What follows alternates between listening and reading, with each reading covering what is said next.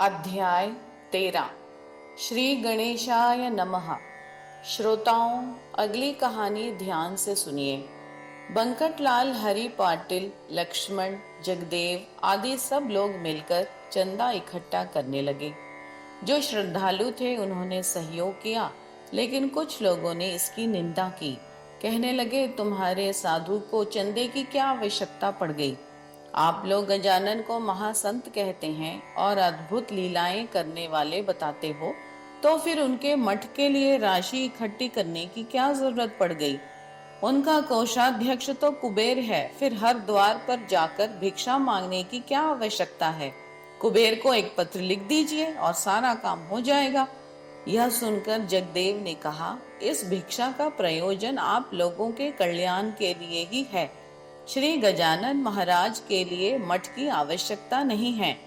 स्वामी गजानन महाराज का सब वन बगीचे और तीनों लोक ही मठ हैं। अष्ट सिद्धियां उनकी दासी हैं, जो उनकी सेवा में लगी हुई हैं। इसीलिए वह इन चीजों की परवाह नहीं करते। उनका वैभव भिन्न है। भगवान सूर्य नारायण को भला अंधकार दूर करने के लिए क्या दीपक की जरूरत पड़ती है? वह स्वयं प्रकाशमय हैं, उनके लिए दीपक जरूरी नहीं है। यह लोक के लोगों को ही ऐश्वर्य की इच्छा होती है, गजानन जैसे संतों को नहीं। जैसे शरीर की व्याधि को दूर करने के लिए औषधियों की जरूरत होती है, आत्मा के लिए नहीं। जन्म मरण आदि विकार शरीर के हैं, आत्मा के नहीं। उसी प्रकार आप लोगों की संपन्नता की रक्षा के लिए इस कार्य को किया जा रहा है। इसलिए कुतर्क त्याग कर इस कर्म द्वारा पुण्य का संचय कीजिए। इस धरती पर पुण्य रूपी बीज बोइए। संत सेवा से बढ़कर कोई पुण्य नहीं है, और संत गजानन महाराज संतों के मुकुटमणि हैं। संत कार्य के लिए दिया हुआ धन कई गुना बढ़ता है। जिस प्रकार एक दाना बोने पर हजारों दाने वाला भुट्टा बनता है, इसी प्रकार पुण्य की स्थिति है। ऐसा बताने पर कुटिल विचार वाले लोग निरुत्तर हो गए। 1 एकड़ जो स्थान मिला था, वहां पर मंदिर निर्माण का कार्य आरंभ हो गया।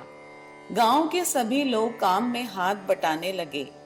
मंदिर निर्माण के कार्य के लिए पत्थर, चूना और रेत के लिए बैलगाड़ियां लगी थीं। उस समय महाराज अपने मठ में थे और उन्होंने मन में विचार किया कि हमारे उस जगह बैठे बिना काम ठीक से नहीं हो पाएगा। ऐसा सोचकर वह एक रेत ढोने वाली बैलगाड़ी पर सवार हो गए। गाड़ी हाँकने वाला व्यक्ति महार था और वह झट से दूर हो गया। तब महाराज ने उससे कहा, अरे भाई, नीचे क्यों उतर गए? हम परमहंस हैं, हम छुआछूत में विश्वास नहीं रखते हैं। तब उसने उत्तर दिया, महाराज, आपके साथ बैठने की मेरी योग्यता नहीं है। मेरा आपके बगल में बैठना उचित नहीं है। यद्यपि हनुमान जी राममय हो गए थे, फिर भी वह भगवान रामचंद्र के बगल में नहीं बैठे, हाथ जोड़कर सामने ही खड़े रहे।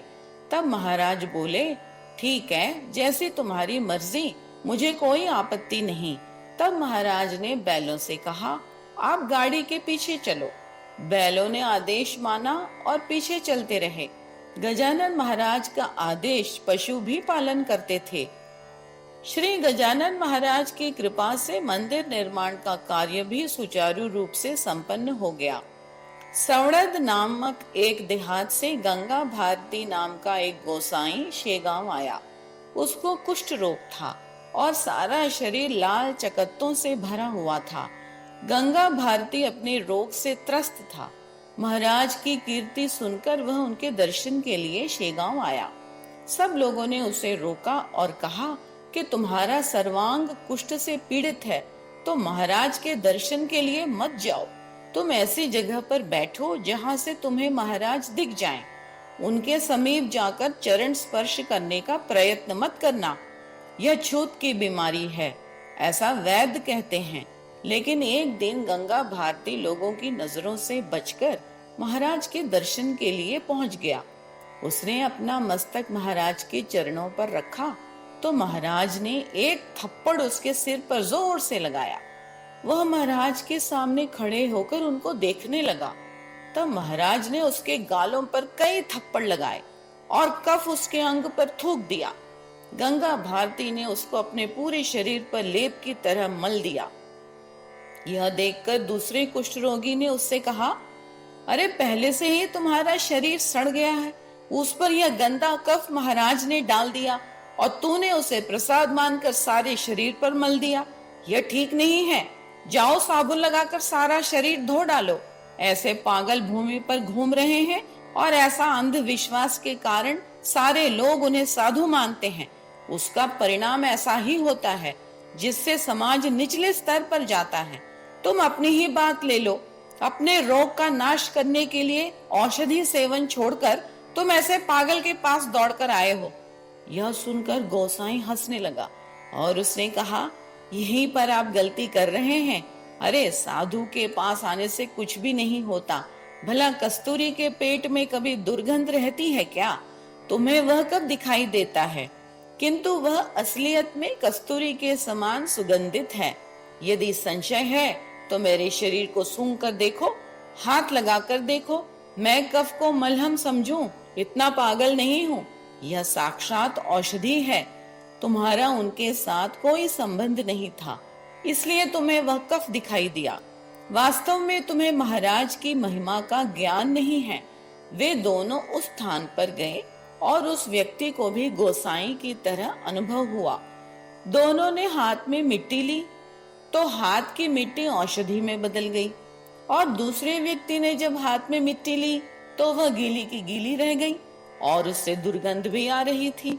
यह देखकर वह घबरा गया और महाराज की शरण में गया।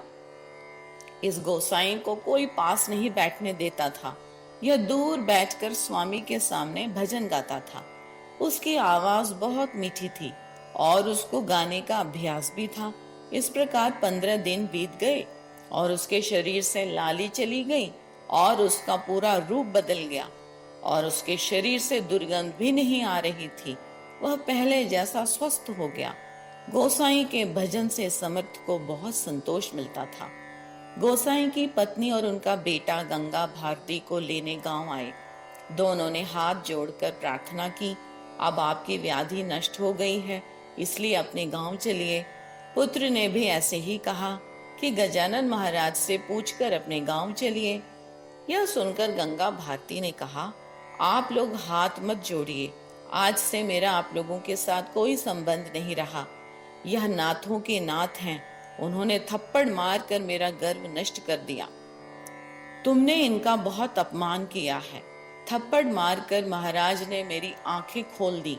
अब मुझे संसार से कोई लेना देना नहीं है। अपने बेटे से कहा कि यह तुम्हारी माता है, इन्हें घर लेकर जाओ और इनकी सेवा करो। इनके साथ कभी भी दुर्व्यवहार मत करना। मातृ सेवा करने वाले भगवान को प्रिय होता है। अगर मैं घर जाऊंगा तो मुझे फिर से रोग हो जाएगा, इसलिए घर जाने की जिद मत करना। आज तक मैं तुम लोगों का था, अब मैं भगवान का हो गया हूँ। संत की कृपा से अब मुझे संसार से विरक्ति हो गई है। उसने पत्नी और बेटे को वापस भेज दिया और वह शेगांव में रहने लगा। वह अनेक रागों में महाराज के भजन गाता था, क्योंकि उसे स्वरों की अच्छी पहचान थी। सूर्यास्त के समय वह एक तारा लेकर बड़े प्यार से भजन गाता था। इस तरह गंगा भारती महाराज की कृपा से व्याधि मुक्त हो गया और बाद में वह महाराज की आज्ञा से मलकपुर चला गया। एक बार श्याम सिंह महाराज के पास आया और कहने लगा, महाराज आप अड़गांव चलिए। मैं जब अपने भांजे के घर ले जाने आपके पास आया था तब आपने वचन दिया था। यह सुनकर श्री गजानन महाराज बोले, बेकार की जिद मत करो, अभी नहीं आऊंगा, मैं बाद में कभी आऊंगा। तब उसने कहा कि मैं आपका भक्त हूँ, मेरी इच्छा पूर्ण कीजिए। आप मुंड गांव चलिए और मेरे घर में निवास कीजिए, मैं सब तैयारी करके आया हूँ। यह सुनकर साधु श्रेष्ठ समर्थ श्याम सिंह के साथ मुंड गांव चले गए। वहां के स्त्री पुरुष सभी महाराज के दर्शन के लिए आए और उनकी आनंद की सीमा न रही। श्याम सिंह ने वहां भोजन का प्रबंध किया। महाराज ने श्याम सिंह से कहा, आज तो चतुर्दशी है, भोजन का कार्यक्रम पूर्णिमा को रखो। तब श्याम सिंह ने कहा, महाराज भोजन बन चुका है, आपके दर्शन के लिए बड़ी संख्या में लोग जमा भी हो गए हैं, आप प्रसाद ग्रहण करिए। तब महाराज ने कहा, श्याम सिंह, व्यावहारिक दृष्टि से तुम्हारा कहना ठीक है, किंतु जगदीश्वर को यह मंजूर नहीं है। तुम सांसारिक लोगों को ऐसा लगता है कि सब तुम्हारे मन मुताबिक होगा, किंतु यह अन्न उपयोग में नहीं आएगा। भोजन के लिए लोग बैठ गए, तभी अचानक आकाश में बादल छा गए और बिजली चमकने लगी, बड़ी जोर से हवा चलने लगी और वृक्ष उखड़कर गिरने लगे, बहुत तेज बारिश होने लगी और क्षण भर में चारों तरफ पानी भर गया। तब श्याम सिंह ने महाराज से कहा, भगवान कल इस तरह ना हो, इसका निवारण कीजिए, क्योंकि यह बरसात का समय तो नहीं है, यह वर्षा अचानक आ गई और खेती को भी बड़ा नुकसान होगा। तब सब लोग कहेंगे कि श्याम सिंह के भोजन का कार्यक्रम हमारे लिए तो पीड़ादायक हो गया, यह अच्छा पुण्य संचय है। इस पर महाराज बोले, श्याम सिंह चिंता ना करो, यह कल नहीं होगा। संतों की महिमा अपरंपार होती है। दूसरे दिन पूर्णिमा का भोजन रखा गया और यह नियम आज भी मुंडगांव में चल रहा है। श्याम सिंह ने अपनी संपत्ति महाराज के चरणों में समर्पित कर दी और मुंडगांव के सब लोग समर्थ के भक्त हो गए। उनमें पुंडलीक नाम का एक नौजवान महाराज का भक्त था। एक बार बराड़ में प्लेग बीमारी बहुत जोर से फैल गई, जिसकी वजह से लोग गांव से बाहर रहने लगे। कई लोग जंगल में कुटिया बनाकर रहने लगे। ऐसे विकट रोग का संक्रमण मुंडगांव में भी आया। पुंडलीक अक्सर भ्रमण के लिए शेगांव आता था। उसकी यात्रा का समय हो गया तो वह गांव के लिए चल पड़ा। लेकिन जब वह घर से निकल रहा था तभी उसे थोड़ा बुखार था, लेकिन उसने किसी से कहा नहीं, छुपकर शेगांव की ओर अपने पिता के साथ चल पड़ा। उसकी कांख में एक गांठ उभर आई और वह त्रस्त हो गया। उसके लक्षण देखकर पिता ने उससे कहा, अरे पुंडलीक, ऐसा क्यों कर रहा है? तब उसने उत्तर दिया, पिताजी मुझे बुखार चढ़ गया है और मैं चल नहीं पा रहा हूँ, मेरे शरीर में शक्ति नहीं है, मेरा दुर्भाग्य है कि मैं यात्रा पूरी नहीं कर पाऊंगा। उसने प्रार्थना शुरू की, हे दयाधन स्वामी गजानन, इस यात्रा में विघ्न मत पड़ने दीजिए, अपने दिव्य चरणों का दर्शन दीजिए। यात्रा पूरी होने पर भले ही ज्वर आए, मेरा पुण्य संचय है। यह बीमारी शत्रु के समान आई है। माना गया है कि जब तक शरीर सुदृढ़ है तब तक परमार्थ कर सकते हैं, अन्यथा नहीं। अर्थात जो लोग यह कहते हैं कि बुढ़ापे में ईश्वर का नाम स्मरण करना चाहिए, यह बड़ी भूल है। पुंडली की अवस्था देखकर उसका पिता बहुत चिंतातुर हो गया। दुख के कारण वह रोने लगा और कहने लगा, हे भगवान, मेरा एकमात्र पुत्र है, यह कुलदीपक है, तो मेरा वंश का दिया न बुझने पाए। फिर उसने अपने बेटे से पूछा, बेटे तुम्हारे बैठने के लिए गाड़ी या घोड़ा ले आऊं? पुंडलीक ने कहा, बाबा यात्रा पैदल ही होनी चाहिए, उठते बैठते चले चलते हैं। अब आपसे इतनी ही प्रार्थना है कि अगर मेरी रास्ते में ही मृत्यु हो जाए तो मेरा शव जरूर शेगांव ले जाना, किसी प्रकार का शोक मत करना। इस प्रकार उठते बैठते पुंडलीक शेगांव पहुंचा और समर्थ को देखते ही दंडवत प्रणाम किया। उसको देखकर महाराज ने एक लीला की। उन्होंने एक हाथ से उसकी कांख जोर से दबाई और पुंडलीक से बोले, तुम्हारा विघ्न दूर हो गया है, अब तुम्हें तिल भर भी शंका करने की जरूरत नहीं है। ऐसा बोलते ही पुंडलीक के कांख की गांठ जगह पर बैठ गई और ज्वर भी उतर गया। उसके हाथों में नैवेद्य लाकर दिया जो उसने महाराज के सामने रखा। उसमें से महाराज ने 2 कौर उसके मुंह में डाले। पहले जैसा बिल्कुल स्वस्थ हो गया। अपनी यात्रा पूरी करके पुंडलीक मुंडगांव गया। जो भी इस चरित्र का श्रवण करेगा उसके सारे विघ्न नष्ट हो जाएंगे। श्रोताओं, संत चरित्र केवल कहानियां नहीं होती हैं, अपितु अनुभूति की खान होती हैं। दासगणों द्वारा रचित गजानन विजय ग्रंथ आपके लिए सुखदायी हो, यही भगवान से प्रार्थना है। शुभम भवतु। 13वां अध्याय समाप्त।